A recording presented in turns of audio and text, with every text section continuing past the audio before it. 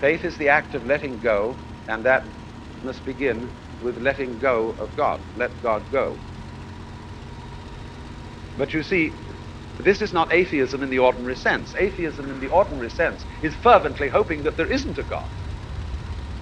It has become extremely plausible that this trip between the maternity ward and the crematorium is what there is to life. And we still have, going into our common sense, the 19th century myth, which succeeded the ceramic myth in Western history. I call it the myth of the fully automatic model of the universe. Namely, that it's stupid, it's blind force, Haeckel's gyration or fortuitous congress of atoms is of the same vintage as Freud's libido, the blind surge of lust at the basis of human psychology. But when you consider this attitude, what is the poetic counterpart? Man is a little germ that lives on an unimportant rock ball that revolves about an insignificant star on the outer edges of one of the smaller galaxies. God, I want to put down that one.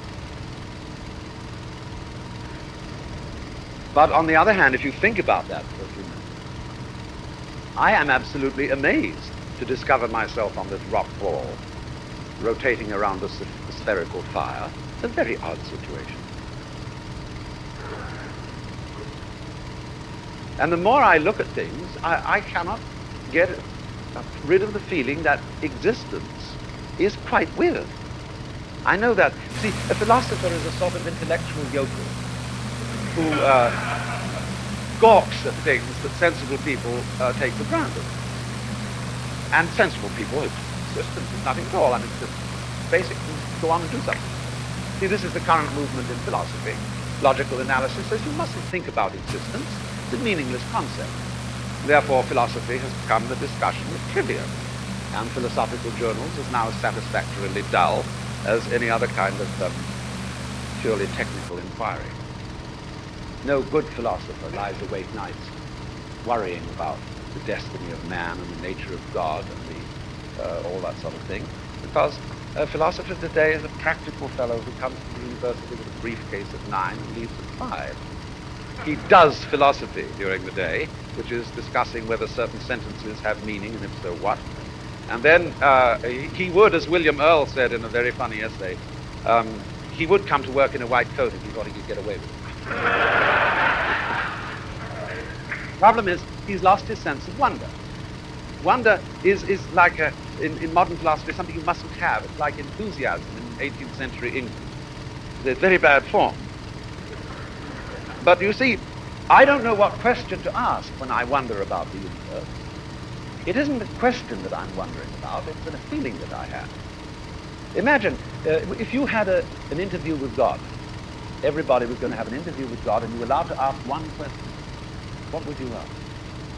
And don't rush into it. You will soon find that you have no idea what to ask.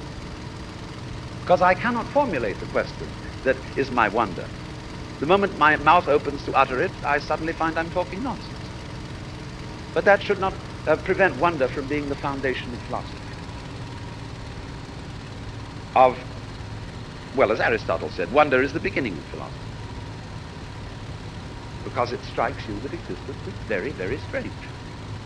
And then more so when this so-called insignificant little creature has inside his skull a neurological contraption that is able to center itself in the midst of these incredible expansive galaxies and start measuring the whole thing. That is quite extraordinary. And then furthermore, when you realize that in a world where there are no eyes, the sun would not be light. And that in a world where there were no soft skins, rocks would not be hard. Nor in a world where there were no muscles would they be heavy. Existence is relationship, and you are smack in the middle of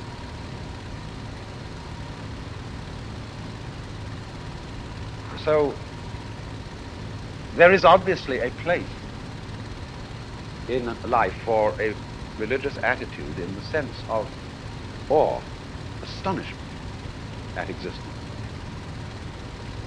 And that is also a basis of respect for existence. We don't have very much of it in this culture, even though we call it materialistic. A materialist is a person who loves material. And I suppose in the Christian tradition and in the Jewish, one would say that the Lord God is the greatest materialist. Because, you know, as William Temple once said, God is interested in many other things than religion. Were God only interested in religion, the world would consist of nothing but church buildings and Bibles and clergymen.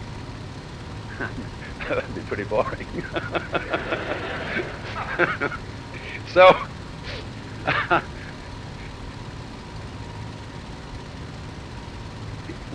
in the culture that we call materialistic today, we are, of course, bent on the total destruction of material and its conversion into junk and poisonous gas as quickly as possible. This is not a materialistic culture, because it has no respect for material. And respect is in turn based on wonder, on feeling the marvel of just an ordinary pebble in your finger. So I'm afraid, you see, for the God is dead theology, that it will sort of drift off into secular do-goodery in the name of Jesus. And this is, I think, where we can be strongly revivified and stimulated by the introduction into our spiritual life of certain things that are oriental. Now you see, it must be understood that the crux of the Hindu and Buddhist disciplines is an experience, not a theory, not a belief. If we say that a religion is a combination of creed, code, and cult, in other words, this is true of Judaism, Islam, and Christianity. And if they are religions, Buddhism is not. Because the creed is a revelation, a revealed symbolism of what the universe is about, and you are commanded to believe in it on the divine authority. The code is the revealed will of God for man, which you are commanded to obey, and the cult is the divinely revealed form of worship which you must practice. Commandment, because God is boss, he's ruler, King of kings and Lord of lords. But the disciplines, say, of yoga in Hinduism, or of the various forms of Buddhist meditation, do not require you to believe anything. And they have no commandments in them. They do indeed have precepts, but they are really vows which you undertake and on your own responsibility, not in obedience to anybody.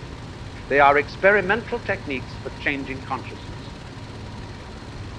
And the thing they are mainly concerned with is helping human beings to get rid of the hallucination that each one of us is a skin-encapsulated ego. You know, a little source, a little man inside your head located between the ears and behind the eyes, who is the source of conscious attention and voluntary behavior. Most people, you know, don't really think that they are anything but that, and the body is a thing you have. Mummy, who would I have been if my father had been someone else? See, the parents give you the body and you pop the soul into it at some period, conception or parturition, nobody could ever decide. And this attitude stays with us, that we are something in a body, that we have a body, and we are not it. So we experience the beating of the heart as something that happens to me, whereas talking or walking is something that I do. Don't you beat your heart? The language won't allow you to think that. It's not customary to say so. How do you think? How do you manage to be conscious? You don't know. How do you open and close your hand? Do you know? If you're a physiologist, you may be able to say, but that doesn't help you to open and close your hand any better than I do. See, I know how to do it, but I can't put it into words. In the same way, the Hindu God knows how he creates this whole universe, because he does it. But he wouldn't explain it. That would be stupid.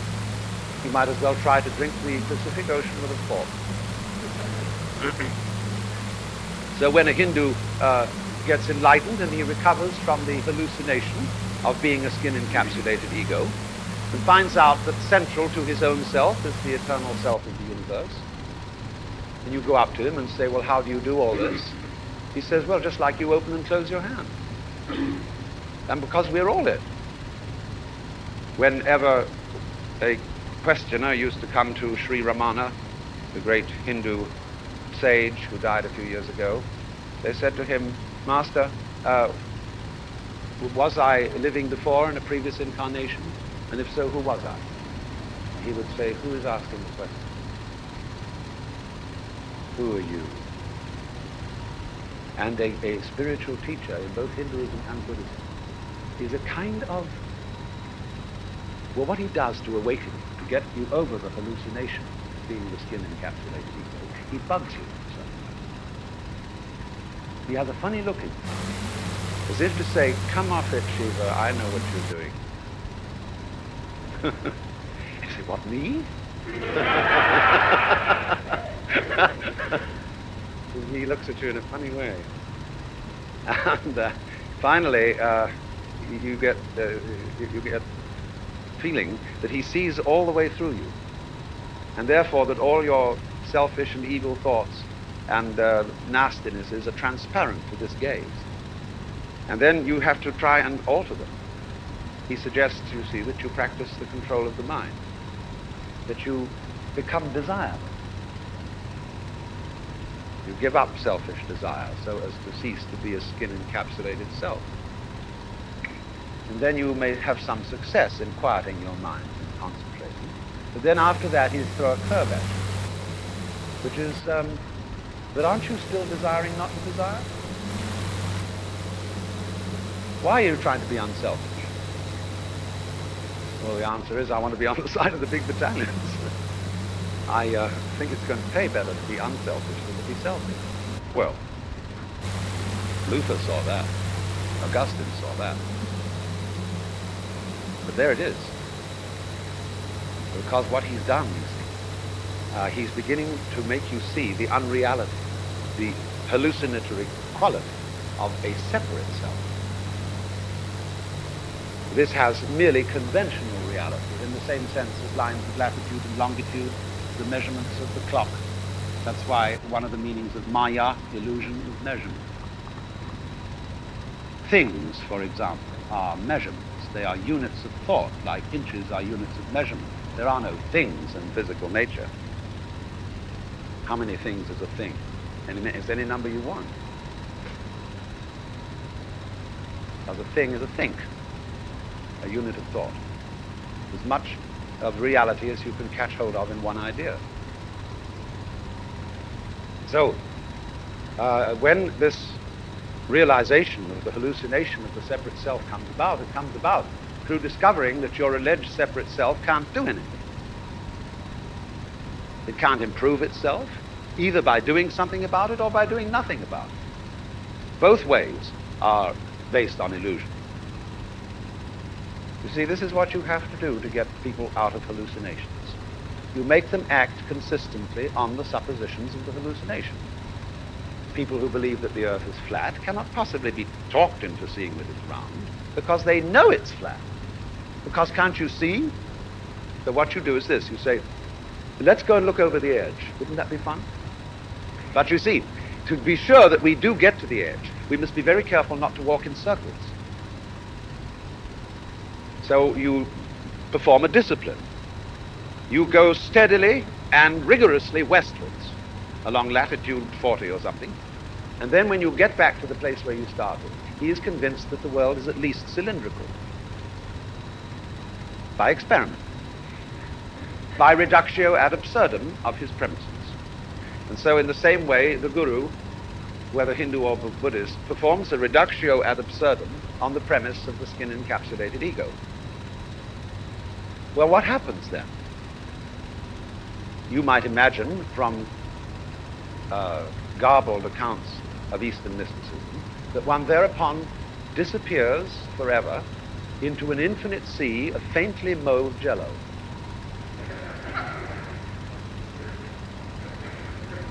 And become so lost to the world and entranced that you forget your name, address, telephone number, and function in life. And nothing of the kind happens. The state of mystical illumination, although it may, in its sudden onset, be accompanied by a sensation of tremendous luminescence and transparency. As you get used to it, it's just like everyday life. Here are the things that you formerly thought were separate individuals, and here is you, who you formerly thought was merely confronting these other people. When the great Dr. D.T. Suzuki was asked, what is it like to be enlightened? He said, it's just like ordinary everyday experience, except about 2 inches off the ground. Because what is altered is not the way your senses perceive. What is altered is what you think about. Your definitions of what you see, your evaluation of it. So when you don't cling to it, when you have no longer a hostile attitude to the world because you know the world is you, it is. I mean, let's take it from the point of view of biology. If I describe the behavior of a living organism, I cannot possibly describe that behavior without simultaneously describing the behavior of the environment. So that I discover that I don't describe organisms in environments, I describe a unified field of behavior called an organism environment. The awkward word. But there it is. The environment doesn't push the organism around. The organism doesn't push the environment around. They are two aspects or poles of the same process. And so you have to understand that this attitude towards nature, seeing the fundamental unity of the self which manifests it all, is not an attitude, as missionaries are apt to suppose, which denies the value of differentiation. You must understand the principle of what are called identical differences. Take a coin. The head side is a different side from the tail side, and yet the two are inseparable. Take the operation of buying and selling. Selling is a different operation from buying, but you can't buy unless somebody sells at the same time, and vice versa. This is what is meant by the underlying unity of opposites, what is called in Hinduism Advaita, or non-duality. Or when the Chinese use the word Tao to designate the way of operation of the positive and negative principles of the Yang and the Yin. It is not a unity that annihilates differences, but a unity which is manifested by the very differentiations that we perceive. Just as it's all polar. It's like the two poles of a magnet. Different, but yet one magnet. So when we say Oriental monism is a point of view towards life which merges everything into a kind of sickening goo. This is terribly unfair. It just isn't so. If you argue that this sort of doctrine that everybody is really the Godhead destroys the possibility of real love between individuals, because you have to be definitely other than I if I'm to love you. Otherwise it's all self-love. Well, that argument collapses in view of the doctrine of the Trinity. If the three persons are one God, then they can't love each other by the same argument. Hinduism simply uses the idea which is in the Christian Trinity, only it makes it a multi-Trinity instead of a three-one.